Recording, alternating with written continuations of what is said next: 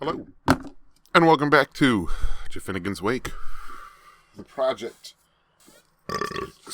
where I, Jeff, I just ate breakfast, read the book Finnegan's Wake to you, lucky listener, one day at a time, one page at a time. Put it up on the YouTubes.coms for all to listen to.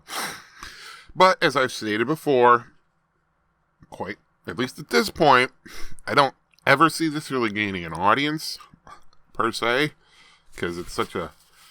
it's the kind of thing that really only pickles to me, personally. But,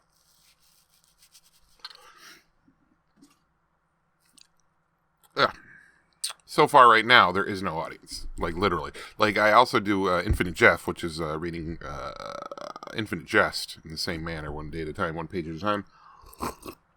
And I have a friend, she listens to it religiously. So, I have an audience of one, which is better than an audience of none, honestly. Because those ones I'll tell little stories and embellish and blah, blah, blah. And on this one, I just kind of, it's just more, alright, let's get it over with. I mean, this aside that I'm going on now is pretty rare. So.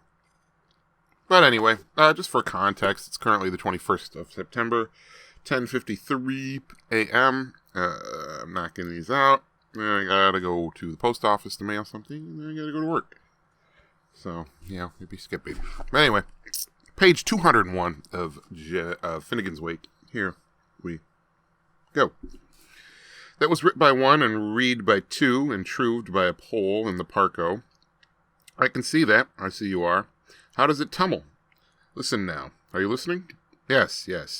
Id need I am. Tarn your or ouse. Esson in. By earth and the cloudy, but I badly want a brand new bankside. Bed amp, and I do. And a plumper at that.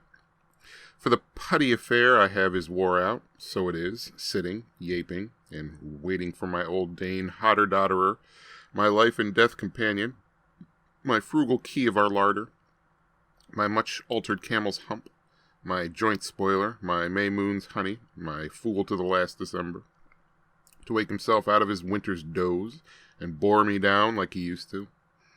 Is there Earwell a lord of the manor of a knight, or a knight of the shire at strike, I wonder, that'd dip me a dace or two in cash for washing, darning his worshipful socks for him, now we're run out of horse brose and milk.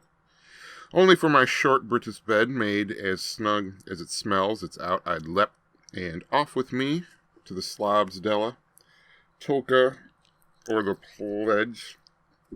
The plague! Ha, I'll contarf to feel the gay ire of my salt Tublin Bay, and the race of the say wint up me embouchure. Onan, tell me more. Tell me every tiny teen. I want to know every single ingle, down to what makes the potters fly into Jag's toll. And why were the vessels vet? That Homa fever's winning me wome. If a Mayhoon of the horse but hard me, we'd be bun dookie boy, meet Ascarigal. Well, now comes the hazel hatchery part. After Clondalkin, the King's Inn, we'll soon be there with the freshet. How many Alvines had she in Toul? I can't rightly read you that. Close only knows. Some say she has 3 figures to fill, and could find herself to 111, one by one, making meany cameoyas. Olaf Lammet, all that pack. We won't have room in the kirkyard. She can't remember half of the cradle names she smacked on them by the grace of her boxing bishop's infallible slipper. The cane for Kund, and Abels for Eyolf, and Aether Nather for Yakov Ye. 100 and how? They did well to rechristen her Pulahurabel. Oh, Lorley, what a laden loads, hi-ho. But it's quite on the cards she'll shed. Alright, that was page number 201 of Finnegan's Wake on Jeff Finnegan's Wake.